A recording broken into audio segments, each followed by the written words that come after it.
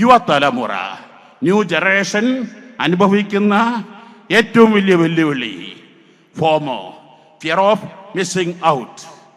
കുട്ടികൾക്ക്, യുവാക്കൾക്ക് എനിക്ക് അത് നഷ്ടപ്പെട്ടു പോയി.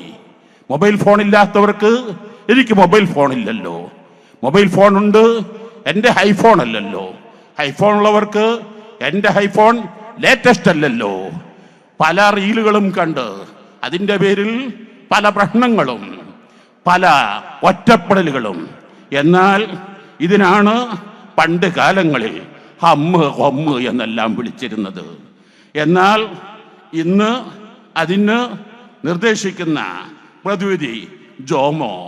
ജോമോ എന്നാൽ ജോയ് ഓഫ് മിസ്സിംഗ് ഔട്ട്.